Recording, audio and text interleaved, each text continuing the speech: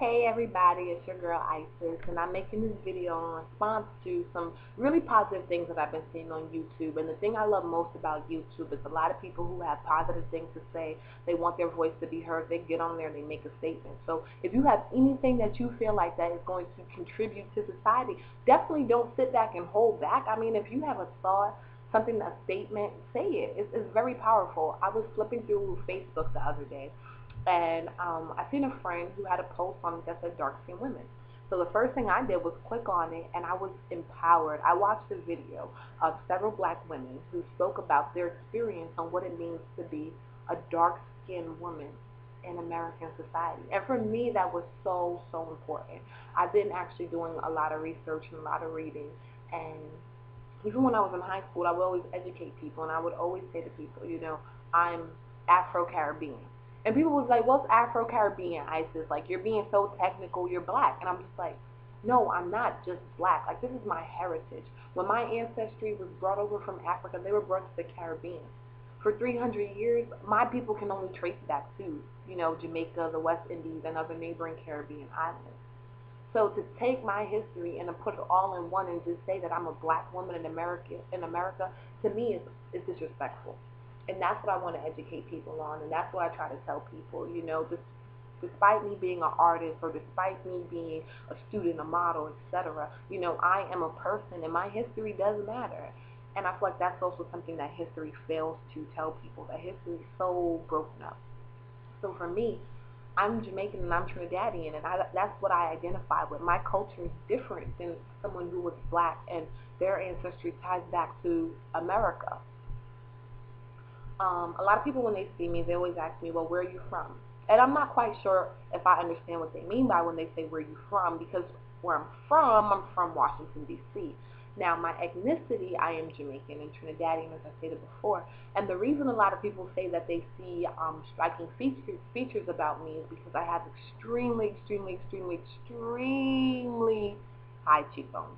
And a lot of people can say that's how they are able to identify me as being different, which is okay, because that's my ethnicity, so I love to embrace it. But at the same time, it just goes to show you how people are not colorblind, how people, when they see you, they make a judgment, and they want to know, and they want to label you and put you in groups to figure out what it is and who it is that you are. Um, for me, my identity became real to me the earliest I can trace that. I want to say I went to cheerleading camp. I was 7 years old. We would go to Pennsylvania every year for cheerleading camp, and we were the only black squad. And I didn't understand at the time why there were so many, Caucasian cheerleaders, and we were like probably only 30, black cheerleaders that were there. But I didn't pay any attention because we're seven. I mean, I want to go get in the pool. I want to go, do a stunt. I want to learn a new chair. It was the thing we used to do in Pine Forest Cheerleading Camp called booty drop, and that's what I really wanted to do. Let me go do that dance. But looking back on it, I see how racial identity was very important. I also had the privilege to go to a private all-girls school, which was predominantly white. And in college as well, I went to a predominantly white college. So identity became very important to me because people were labeling you. And when people begin to label you, you have to try to fit into some group. I mean, you're not really fitting into this group. You're not really fitting into that group. Then when you come back home, you're not fitting into that group either because no one understands really what you're going through. The kids back in in the South Bronx, they have a total different thing to worry about. Back at school, I'm trying to watch weight, trying to make sure my hair is done, having the latest jeans, latest sandals, everything. And kids are back home just trying to get by. So it's like you're in two worlds, but you're really in one. And I think that was really hard for me growing up, especially being dark skinned. I would have a lot of dudes say, well, you're pretty, but I don't date dark skinned girls. Or I would have people say, well, you have a really big nose. And I didn't understand, where dudes would make sexual, explicit gestures in terms of my lips because I had bigger lips than other girls. Um, when I went back home, people would say, well, girl, you have a big butt, you know what I mean? And then when other people would say, well, you have no ass. So it was like trying to be a person who can identify and relate to this community, but at the same time going back and not being able to relate to another community. I remember back when I was 7 years old, I was coming from the pool, and this has really stuck with me. And the chlorine and the sun will make your skin darker, no matter what color you are. And this guy, he stopped in front of me, and he said, "You're a monkey," you know. And my friend that I was with, she was Cuban at the time. I'll never forget this. She started laughing, and he wanted to make sure and make clear to me that I knew. He felt that I was a monkey. And when I went home that day, I said to my mom, I said, this guy stopped in front of me and said I was a monkey.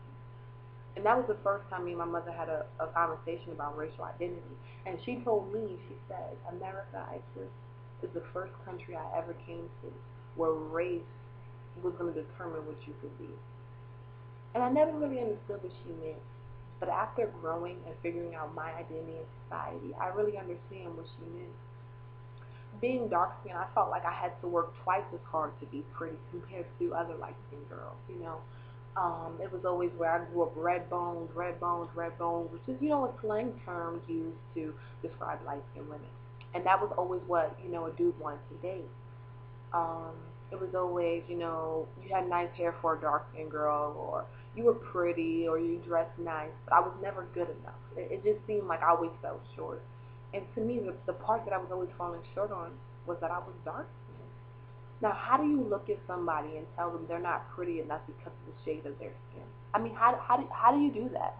And I'm asking for a response, and I don't think anyone can give me a response that wouldn't sound ignorant. Stereotypes. It has a lot. A stereotype is going to affect the way people think, the way someone views themselves, the way someone else views you. I remember people saying to me, "Well, you're dark skinned," and I was just like, "Okay, what does that mean?"